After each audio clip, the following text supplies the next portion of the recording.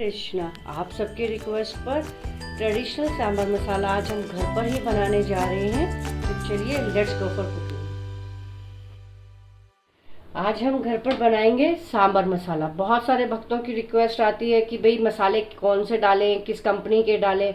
तो सबसे अच्छा रहेगा कि अगर हम मसाले घर में ही बनाएं, और बहुत ही इजी हैं बनाने, इजी भी रहते हैं और चीप भी रहते हैं, बहुत सस्ते भी पड़ते हैं घर में मसाला बनाने। और साथ ही साथ हम साफ़ सफाई का ध्यान तो रख ही सकते हैं उसमें।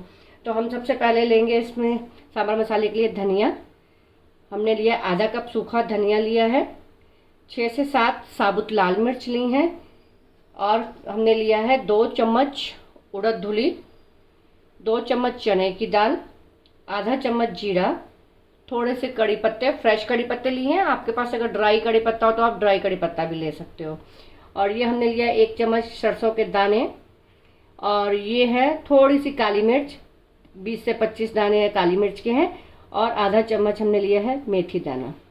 अब हम इनको टर्न वाइज भूनेंगे। और साथ में सूखा नारियल भी है, सूखा कोकोनट जो होता है मार्केट में आराम से मिल जाता है। इसको या तो हम कद्दूकस करेंगे और या हम इसको लंबा लंबा काट सकते हैं। मैं इसे कद्दूकस करूँगी। हमने फ्राई पैन गैस पर रख दिया है। इसमें मैं डाल रही हूँ आधा कप सूखा धनिया। इसको हम भूनेंगे, स्लो गैस पर मसालों को भूनेंगे। इसी में साथ में डाल रही हूँ जो हमने 1 चम्मच जीरा लिया है, और जो ये काली मिर्च और मेथी दाना है। अब हम इन मसालों को पहले अच्छी तरह से भून लेंगे। बहुत हाई फ्लेम पर नहीं भूनना है, रोस्ट करना है, और ऐसा क्रिस्पी और बढ़िया सा रोस्ट करना है कि बहुत ही बढ़िया फ्लेवर आए। जब हम भूनेंगे तो बहुत ही अच्छा अरोमा आने लगता है, और जब वो अरोमा आने लगे और धनिए का और सब मसालों का रंग चेंज होने लगे तो समझेंगे कि भून गया है। इसे हम 1 से 1.5 मिनट हल्के पर भूनेंगे। अब हम देख रहे हैं हमारे को 1 मिनट भूनते हुए हो गया है। जीरे का भी कलर चेंज हो गया है और धनिए का भी कलर चेंज हो गया है। तो हम इन्हें ज़्यादा ब्राउन नहीं करेंगे, हल्का रखेंगे, कि नहीं तो फिर वो मसाले का कलर जो है वो अच्छा नहीं आता है। अब इस भुने हुए मसालों को हम एक प्लेट में पलट लेंगे। अब हम इसमें डालेंगे 2 चम्मच जो हमने उड़द की दाल ली थी, इसको भूनेंगे। अब हम दाल को अलग भूनेंगे क्योंकि उड़द की दाल और चने की दाल को जो है भूनने का समय अलग अलग रहता है। तो हम पहले उड़द की दाल को भूनेंगे। मसाले जितने भी हैं सब कुछ हमें स्लो गैस पर ही बहुत ही प्रेम से भूनने हैं। ये दाल भून गई है, हम इस दाल को भी अपनी एक प्लेट में निकाल लेते हैं। अब हम इसी तरह से चने की दाल को भी भून लेंगे। हमारी ये चने की दाल भी भून गई है, कलर चेंज हो गया है। अब मैं इस चने की दाल को भी प्लेट में निकाल लेती हूँ।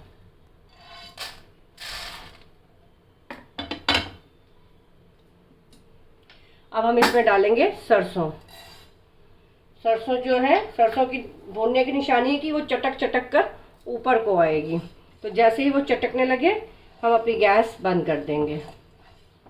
तो देखिए बहुत ही जल्दी जो है ये सरसों भून गई है, कैसे चटक के ऊपर ऊपर आ रही है। हम इन सरसों को भी निकाल लेंगे। इसमें अपनी साबुत लाल मिर्च डालेंगे। अब आप कहेंगे जब सब कुछ भूनना ही है तो हम इकट्ठा भी भून सकते हैं। हम इकट्ठा इसलिए नहीं भून रहे। अब देखिए सरसों के दाने कितनी जल्दी भून गए हैं, लेकिन चने की दाल और उड़द की दाल को टाइम लगा था। तो इसलिए अगर सब मसाले हम इकट्ठे भूनने रखेंगे तो कुछ जो है जल्दी भून जाएंगे तो वो जल सकते हैं, और जो नहीं भुनेंगे उनमें कच्चे का फ्लेवर आएगा। इसलिए हम इन सबको अलग अलग भून रहे हैं। हमें मिर्ची को बाहर से काला नहीं करना, बस हल्का सा भूनना है। भून गई है और अब हम इसे निकाल लेते हैं। अब हम डालेंगे फ्रेश कड़ी पत्ता। अब इन कड़ी पत्तों को भूनेंगे। देखिए कड़ी पत्ता भी भून रहा है। हम सब मसालों को इसलिए भून रहे हैं कि कहीं भी इनमें कुछ भी थोड़ा सा भी पानी ना रहे, क्योंकि हमने तो अपना मसाला बनाकर रख देना है स्टोर करने के लिए। तो अगर पानी होगा तो वो मसाले खराब हो जाएगा। और कड़ी पत्ता भी देखिए बहुत ही बढ़िया भून गया है। अब हम इस कड़ी पत्ते को भी निकाल लेते हैं।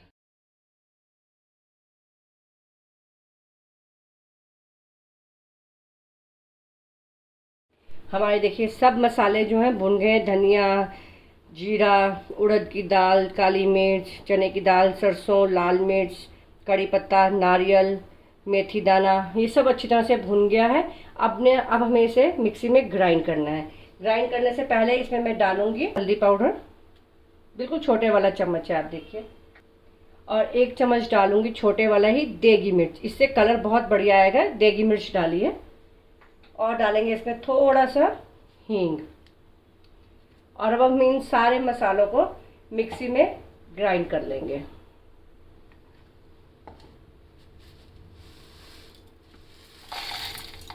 तो देखिए हमारा ये सांभर मसाला पीस गया है। आप देख सकते हैं कितना बढ़िया कलर आया है और बहुत ही बढ़िया अरोमा आ रहा है। अभी हम इसे इसी तरह से इसी में ढक के रखेंगे थोड़ा सा ठंडा होने के लिए।